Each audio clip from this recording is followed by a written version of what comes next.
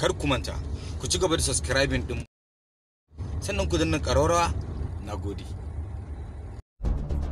La ilaha illallah wahdahu la sharika lahu lahul mulku wa lahul hamdu wa huwa ala kulli shay'in qadir.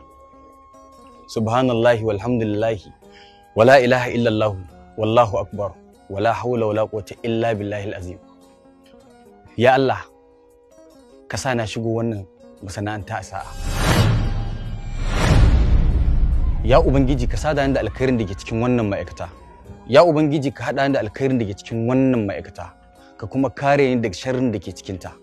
Ya Ubangiji, kada ka bari a cutar da ni, kuma kada ka bari in cutar da kowa, don albarka annabi Muhammad sallallahu alaihi wasallam. Assalamu alaikum. Amma alaikum salam. Ranka ya daɗe, muna yi maka barka da shigowa wannan babbar ma'aikata. Yawa san. Ya gida. A'a. Karima. Kun shigo kenan. Sannunku da zuwa. Ranka ya daɗe, suna na Sale Muktar.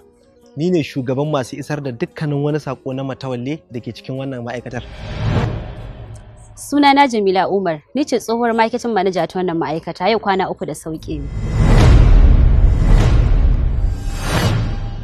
Ranka ya daɗe, suna na Ali Ibrahim Baɗayaji, ni ne ma'aji na wannan ma'aikata.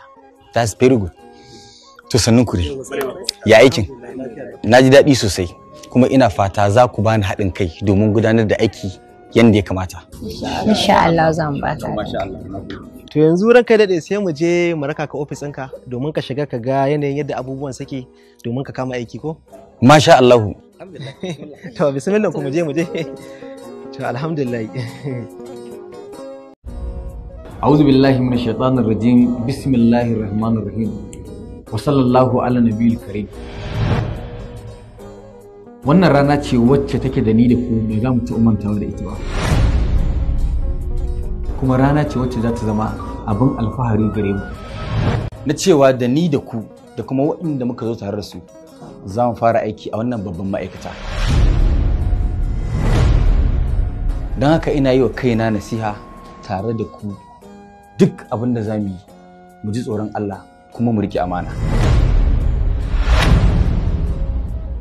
Ba don saboda komai ba, sai don cewa ita gaskiya da amana ayyuka ne waɗanda suka fi soyuwa a wurin Allah subhanahu wa ta'ala. Idan kana da gaskiya, to Allah zai rinka baka kariya a bisa dukkan sharrin masu sharri. Babu wani aiki da bawa zai yi face sai cewa a cikin wannan aikin nasa yana buƙatar ya riƙe amana kuma ya gaskiya.